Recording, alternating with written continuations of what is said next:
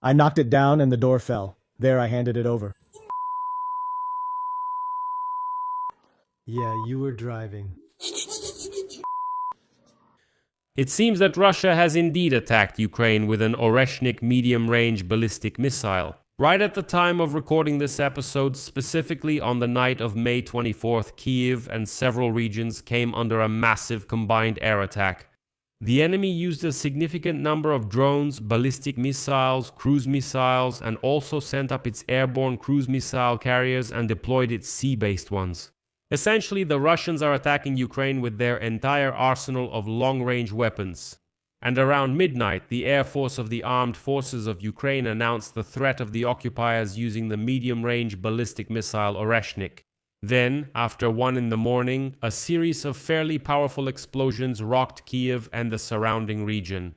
And now videos have already appeared online showing the Oreshnik attack in the Kyiv region. In this episode, we'll go over all the details currently known about the Oreshnik missile attack, and more, unfortunately. And we'll also discuss what excuse the unwashed, savage Russians came up with for this treacherous attack. My name is Alexei Pechi. Let's discuss this topic together. But before we begin, I ask you to subscribe to this YouTube channel, like the episode, and leave your comment under this video. And also, subscribe to my Telegram channel, Peachy News. The link is in the description of this video. There, we publish breaking news as it comes in. And as for the Russians who still come and watch my YouTube channel, go ahead and pack your things and head for the exit. There's no vodka or bast shoes here. You're not welcome on American YouTube. So it seems that Russia has indeed attacked Ukraine with the Oreshnik medium-range ballistic missile, which is capable of carrying a nuclear warhead. At around 1:30 a.m. Kyiv time, according to monitoring groups, there was preliminary information about Russia using the Oreshnik missile on the Kyiv region.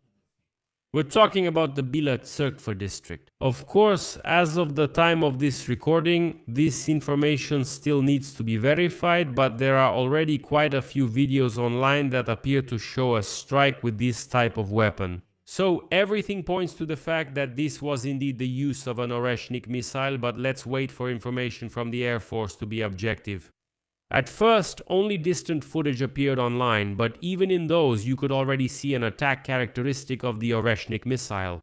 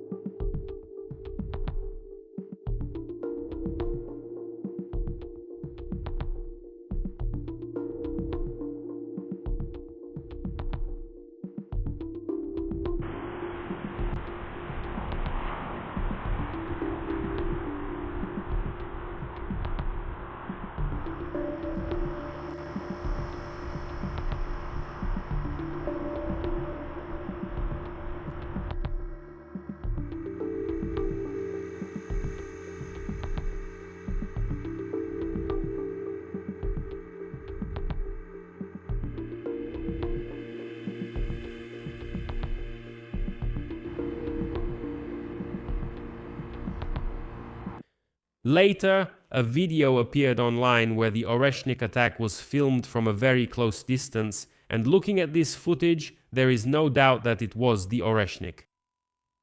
He broke in and handed over the door. Subtitles created by Dima Torzak.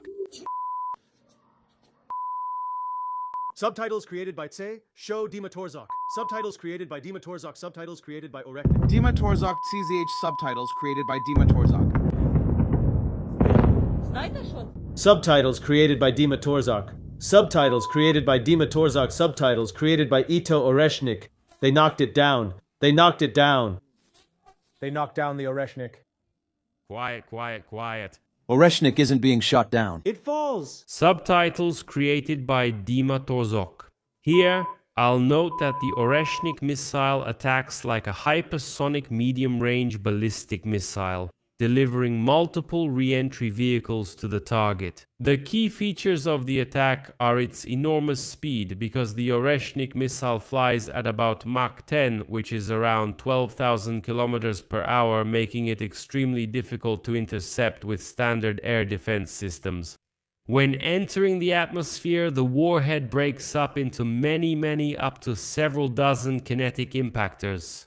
That's exactly what we see in the video, by the way. These are separate series of explosions after individual blocks of this missile pass by, which have already split up as they enter their strike trajectory. These blocks can carry either conventional non-nuclear warheads or nuclear charges.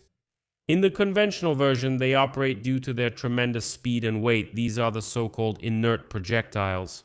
That is, just from the sheer weight and speed at which this projectile flies, it penetrates the defense. According to statements from Russian creators, upon impact, a temperature of up to 4,000 degrees is generated, which allows for the destruction of heavily fortified and deeply buried bunkers. By the way, it's completely unknown what kind of bunkers the Russians were looking for in Bila Tserkva in the Kyiv region. The attack on Ukraine continues throughout the night, and the main target of the occupiers is once again Kyiv, where air defense units have been working intensively for several hours. Explosions can be heard, and the Ukrainian Air Force had earlier warned of a high density of enemy targets over the capital's airspace. The peculiarity of this attack was that Russian drones entered the city in waves, maneuvering in almost all districts. Because of this, air defense keeps operating non-stop. Some of the drones flew towards Koncha-Zaspa, by the way, where mostly officials and lawmakers live. Obviously, in this context, the Russians are also trying to play up this attack in the information space. The situation escalated when Kyiv came under ballistic fire, which led to a series of powerful explosions within the city. At the time of recording this episode, which is 3 o'clock at night, as a result of falling debris from intercepted aerial targets, serious consequences were recorded in several districts of the capital. Sviatoshinsky district of Kyiv. According to preliminary data from emergency services, locations where debris fell have been recorded. Medics and rescuers promptly arrived at the scene. There are reports of a high likelihood of civilian casualties. Solomyansky district. The fall of debris caused a fire in the courtyard of a residential area where parked civilian cars caught fire. Rescue teams extinguished the blaze. Darnitsky district. There was a case of an unexploded drone falling. The head of the Kyiv City Military Administration issued a stern warning to residents. Under no circumstances should you touch or approach the drone debris, as it may detonate at any moment. Instead, immediately call the police. Along with the strikes on the capital, a massive attack also affected the Kyiv region. The head of the Kyiv Regional Military Administration confirmed that the aftermath of the raid was recorded at 11 locations in 5 districts of the region. The Bucha and Fastiv districts suffered the most, where debris damaged multi-story residential buildings.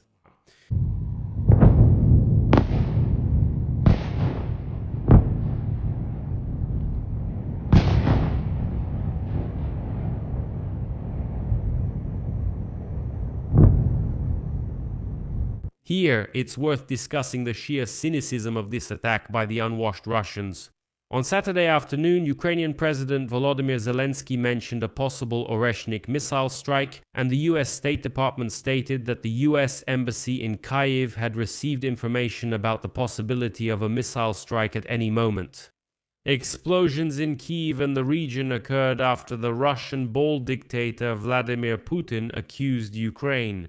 He claimed that in a supposed terrorist act on Friday, Ukrainian drones allegedly struck a student dormitory in Starobilsk. This is an occupied city in the east of Luhansk region. Well, and Vladimir Putin publicly called on his military to prepare a response. Once again, this was announced on Friday, although of course we perfectly understand that the attack was carried out with Oreshnik missiles, with ballistic and cruise missiles and waves of drones. It can't be prepared in just one day.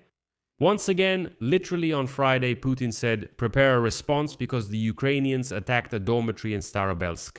Just a day later, they launch Oreshnik and ballistic missiles. That's nonsense.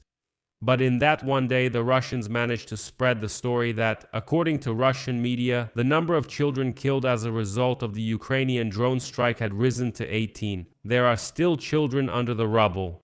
Well, supposedly Ukraine allegedly attacked a dormitory with children, which became the reason for the massive strike on Kyiv.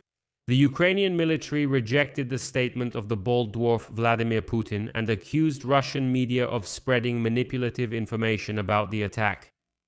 The Ukrainian military confirmed that yes, they do strike military infrastructure and facilities used for military purposes. The Ukrainian military added that among the targets hit early Friday morning was one of the headquarters of the Rubicon unit in the Starobilsk area. There were no dormitories. It should be understood that this elite Rubicon Center for Advanced Drone Technologies has been a pioneer in the development of Russian unmanned aerial vehicle technologies, aircraft, and targeting systems since its founding in 2024. The reason for the Russian attack on Kyiv right now, of course, is different. And the story about Starobilsk, the dormitory, and the children who died was needed by Putin to justify this attack, to say, well, this is how we responded. And this, by the way, once again emphasizes the rottenness of these Russians, these creatures so vile who, I remind you, were begging. Putin called Trump and begged, please, make sure that Ukraine doesn't attack Red Square on May 9th during the parade. And then, remember, they threatened to attack Kyiv. Well, Ukraine didn't attack Red Square, but the attack on Kyiv still happened. These are Russians. They are the rot of this planet. You can't trust them at all. They're just biotrash who make statements but never take responsibility for their words. And overall, why did I say that it was just an excuse and the real reason is something else entirely? Because in recent weeks, Ukraine has intensified long-range drone attacks. Earlier this week, Ukraine claimed responsibility for 2 attacks on Russian military facilities in the occupied territories. On Wednesday evening, one of the waves of strikes hit a Russian drone pilot training camp in the occupied city of Snezhnoye, killing at least 65 cadets and instructors. This was reported by the commander of Ukraine's unmanned systems forces. Another series of strikes targeted the headquarters of Russian special services and air defense systems in the Kherson region, resulting in about 100 Russians killed and wounded. Moreover, due to attacks by Ukrainian drones, ground logistics in the occupied south of Ukraine have been paralyzed. And that's not to mention that Ukrainian drones have been massively attacking Russia itself in recent weeks. Well, for example, Zelensky literally stated just this Saturday that security services struck one of Russia's most important military-industrial enterprises, located 1,700 kilometers from the border. The target was a chemical plant in the Perm region which supplies a number of goods to the Russian military. Basically, the point is that the Kremlin is trying to pressure Kyiv to simply stop these deep strike attacks. Putin is trying to send a signal like, look, please stop hitting our oil facilities, the bases, the ports, destroying our logistics. Stop killing these Russians who came to the holy Ukrainian land. Otherwise, Oreshnik will fly, and now it has flown Oreshnik. That's the main real target for these wild Russians. I'll leave it at that. Share your opinions and conclusions in the comments under this episode. I'll say it again, Russians, I understand that you don't respect yourselves, but get the hell out of here. I think that self-respecting people, after being told to leave, well, they leave, so it's time to head out. Subscribe to the channel, hit the bell, and don't forget to like. If you want to support the work of this YouTube channel, you can do so by donating through the links and details in the description of this video. That's all for now. Take care of yourselves. Goodbye, everyone.